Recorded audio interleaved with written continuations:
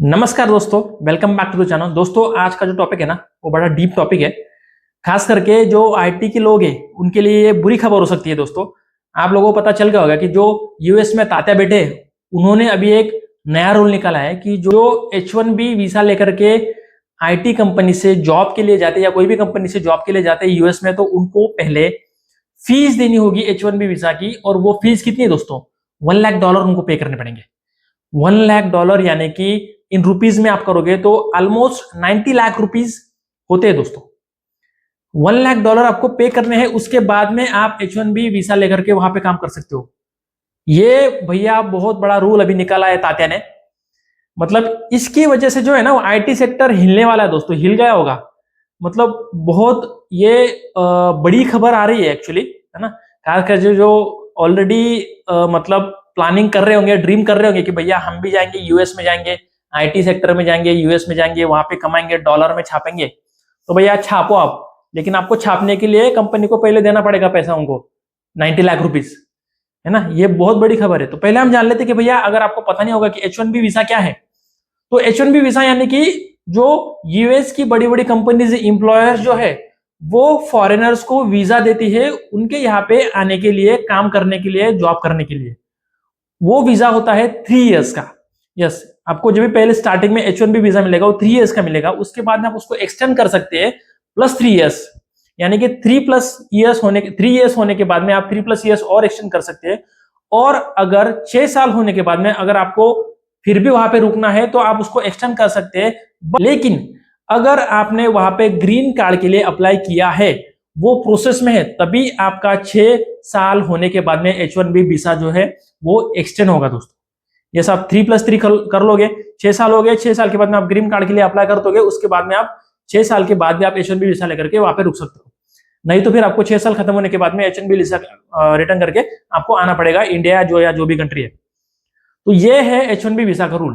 तो अभी क्या हो रहा है कि टाटा ने जो है रूल निकाला है कि भैया, अगर आपको इंडिया से लेकर के या जो भी कंट्री से लेकर के यूएस में अगर आना है, जॉब करना है, तो भैया आपको H1B वीजा के लिए फीस देनी पड़ेगी $1 लाख की। 90 लाख रुपीज आपके कंपनी को चुकाने पड़ेंगे। जो इंडिया की कंपनी है, जो भी फॉरेन कंट्रीज की कंपनी है, उनको चुकाने पड़ेंगे अपने इंप्लॉइज के लिए। पहले 90 लाख चुकाओ, उसके बाद में आपका जो इंप्लॉय यहाँ पे आकर के काम कर सकता है।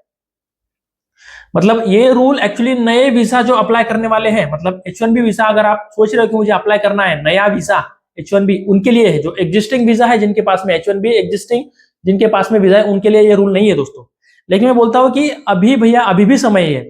ये अभी शायद ही नए लोगों के लिए होगा, लेकिन आने वाले फ्यूचर में ये भैया एग्जिस्टिंग वीजा वालों के लिए भी अप्लाई होने वाला है। ये नोट करके रख लीजिए। मतलब ये बहुत बड़ा पॉइंट है दोस्तों। और आप देखोगे, मतलब ये तात्या का दिमाग तो मतलब नीचे है, घुटनों में, यहाँ पे है ही नहीं, ये हम ऐसा बोल सकते हैं। और तात्या अभी ऐसे ऐसे नियम निकाल रहा है दोस्तों कि ये मतलब उसको पता नहीं है कि वो तो खुद तो डूबने वाला है, लेकिन दूसरों को भी ले जाकर के डूबेगा। ऐसा पूरा प्लानिंग दिख रहा है मुझे। ये थोड़ा सा बुरा लग सकता है किसी को, लेकिन ऐसा ही है दोस्तों। देखो, इससे एक्चुअली इंडियन इकोनॉमी पे तो फर्क पड़ेगा ही, उसके बाद में उनके इकोनॉमी पे भी फर्क पड़ने वाला है। क्योंकि क्या है, वहां पे जो बड़ी बड़ी कंपनीज है, माइक्रोसॉफ्ट कंपनीज हो गई, जो बड़ी बड़ी आईटी कंपनीज ले लो, वहां पे सारे सीईओ जो है वो इंडियन सीईओ है दोस्तों। इंडिया से वो रिलेट करते हैं, इंडिया से बिलोंग करते हैं, है ना। मतलब आप देखोगे कि सुंदर पिचाई है, गूगल का नाम सत्या नाडेला है, शंतनु नारायण है, अरविंद कृष्णा जी है, बाद में है निकेश अरोरा है, अनिरुद्ध देवगन जी है, जयश्री उल्लार जी है, पराग अग्रवाल जो है ट्विटर के सीईओ। मतलब आप कोई भी बड़ी बड़ी कंपनी के सीईओ खंडर के देख लो दोस्तों, आपको इंडियन ओरिजिन से ही बिलोंग करते दिखेंगे। तो ये क्यों हो रहा है? मतलब ताते को समझ में नहीं आ रहा है कि अगर यार ये इंडियन लोगों के लिए इस तरह के रूल निकाले तो अपनी इकोनॉमी तो आने ही वाली है नीचे, उनकी भी भैया जाने वाली है। ये सोचना चाहिए दोस्तों। ये बहुत बड़ा पॉइंट है। मैं आपको बता देता हूं कि मतलब एक्चुअली 3 लाख से ज्यादा लोगों के पास में ये H1B वीजा है, 3 लाख इंडियंस, है ना। मतलब 70% ऑफ H1B वीजा वो जो है वो इंडियन लोगों के पास में है, और 30% अलग अलग कंट्रीज से है। तो मतलब सोचो, इंडियंस जो है किस तरह से उनके इकोनॉमी के लिए भैया काम कर रहे हैं, है ना। सोचो आप, ये बहुत बड़ा बात है दोस्तों। ये उन लोगों को समझ में नहीं आता है। और ये जो बड़े बड़े सीईओ जो है इंडियन ओरिजिन से जाकर के वहां पे जो मतलब सीईओ बन चुके हैं इंडियन ओरिजिन से जाकर, इंडिया से जा करके, तो भैया वो तो ऑलरेडी वहां पे उन लोगों के पास में ऑलरेडी पीआर है, लेकिन उनका ओरिजिन इंडिया है। और ये एक्चुअली ये रूल क्यों निकाला है तात्या ने? उनको लगता है कि भैया आप जो बड़ी बड़ी कंपनीज जो है यूएस में, बड़ी बड़ी कंपनीज, आईटी कंपनीज जो है, उनको मतलब जो उनके लोकल लोग जो फॉरेनर्स लोग जो यूएस सिटीजन जो है उनको ट्रेन करना चाहिए। मतलब आप क्यों इंडियन लोगों को ट्रेन कर रहे हो या फॉरेनर्स को ट्रेन कर रहे हो? आप यूएस वालों लोगों को ट्रेन करो और उनको आगे बढ़ाओ। ऐसा उनका एक्चुअली मोटिवेशन है। ताते को लगता है कि भैया अपने लोगों को ट्रेन करने से भैया जो है अपनी इकोनॉमी बढ़ जाएगी। भैया ऐसा नहीं है। अगर आपके रिलेटिव्स होंगे वहां पे ऑलरेडी काम कर रहे होगा या कोई पढ़ रहा होगा, उनको पूछिए कि वहां पे लोग कैसे है दोस्तों। उनके दिमाग में इधर पत्थर भरे पड़े। मतलब हमारे इंडियन लोग अगर जाके वहां पे सीईओ बन गए हैं, बड़े बड़े पोजीशन पे है, तो वो ऐसे ही नहीं है दोस्तों। वहां पे मतलब जो उनके फॉरेनर्स जो सिटीजन जो है यूएस के सिटीजन, उनके पास में दिमाग नहीं है, उनको इंटरेस्ट ही नहीं है ये सारी चीजों में। तो यही एक्चुअली हमारे इंडियन लोग जाकर के वहां पे अच्छा काम कर करके, हार्ड वर्क कर करके वहां पे बड़ी बड़ी पोजीशन पे पहुंच गए और उनके इकोनॉमी को मतलब बड़ा बना रहे दोस्तों। लेकिन ये तात्या को समझ में नहीं आ रहा है, तो उसमें हम क्या कर सकते हैं, है ना? तो मतलब मेरा तो कहना है कि भैया मतलब मुझे तो लगता है जो आप इंडियन लोग वहां पे काम कर रहे हो ना, अगर आप में थोड़ा सा भी जमीर बचा है तो वहां से निकल लो, क्योंकि नाव डूबेगी, वो लोग तो डूबने वाले हैं, आप भी उसके साथ में डूब जाओगे। अगर आप वो नाव में से अभी कूदे नहीं तो छोड़ दो, कंट्री छोड़ दो। अगर आप में थोड़ा सा भी स्वाभिमान, बोलते हैं स्वाभिमान बचा है, तो कंट्री छोड़ दो, किसी और कंट्री में जाओ। अगर आपको इंडिया में नहीं आना है तो किसी और कंट्री में चले जाओ दोस्तों, है ना? 2 साल मैक्सिमम 2 इयर्स भी नहीं लगेंगे कि यूएस की इकोनॉमी आपको नीचे आते दिखेगी दोस्तों। क्योंकि इंडियन लोग ही ऐसा, आप सोच सकते हो कि इंडियन लोग ही वहां पे इकोनॉमी चला रहे। वो लोगों को इतना दिमाग नहीं कि अपनी इकोनॉमी को आगे लेके जा सके।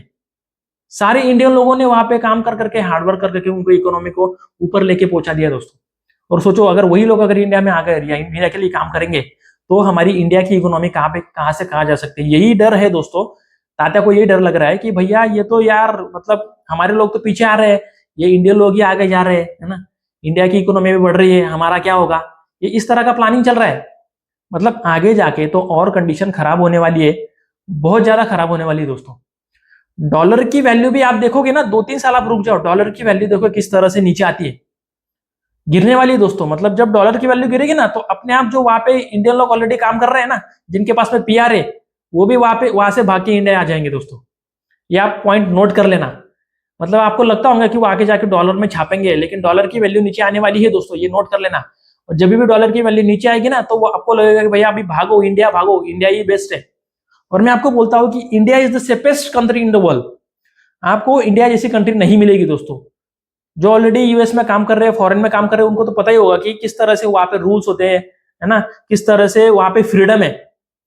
जितना फ्रीडम इंडिया में है ना दोस्तों, उतना फ्रीडम आपको किसी कंट्री में नहीं मिलेगा। बिकॉज मैं भी कुछ कुछ कंट्री को विजिट किया हूं, तो मुझे पता है कि फ्रीडम क्या होता है, उनकी कंट्री का फ्रीडम क्या है, अपनी इंडिया का फ्रीडम क्या है।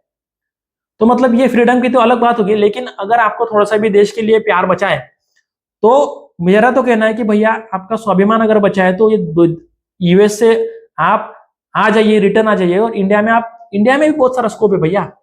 अभी तो भैया आईटी सेक्टर का जो है अभी थोड़ा सा मतलब नीचे आने वाली है इकोनॉमी, आईटी सेक्टर वाली।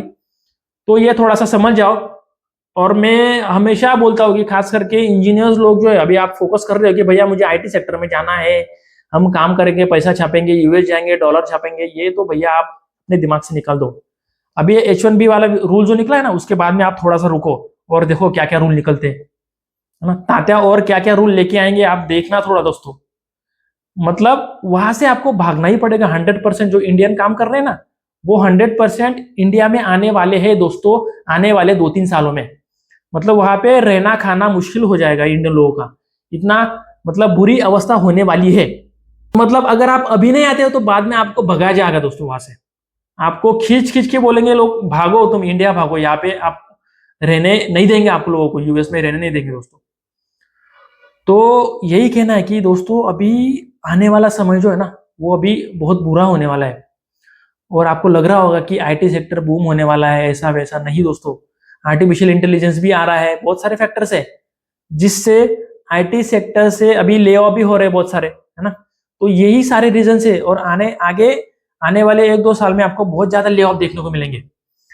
मतलब आप सोच भी नहीं सकते हो कि इतनी बुरी कंडीशन होने वाली है आईटी सेक्टर वालों की।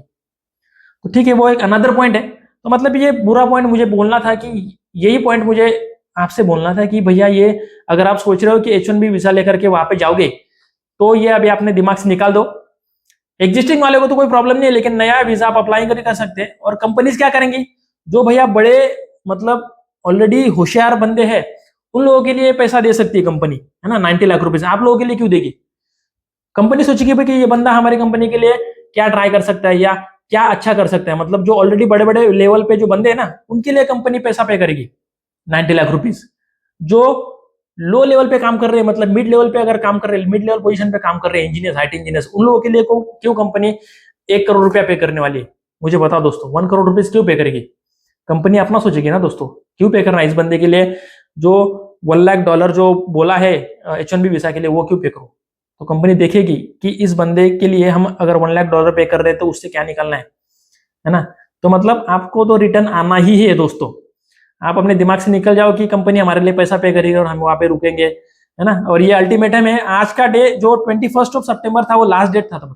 अगर आप 21 सितंबर तक रिटर्न हो जाते हो दोस्तों यूएस में, तो ही आपको यूएस में आपको मतलब वो फीस पे करनी नहीं पड़ेगी। अगर आप 21 सितंबर के बाद में अगर यूएस लौटते हो तो आपको कंपलसरी जो है $1 लाख पे करने होंगे। यानी कि आपके पास में एग्जिस्टिंग वीजा है फिर भी आपको $1 लाख पे करोगे तो ही आपको वहां पे काम करने को मिलेगा दोस्तों। तो ये पॉइंट आप नोट कर लीजिए, है ना। तो मैं हमेशा बोलता हूँ कि भैया आप आईटी सेक्टर के पीछे मत भागो।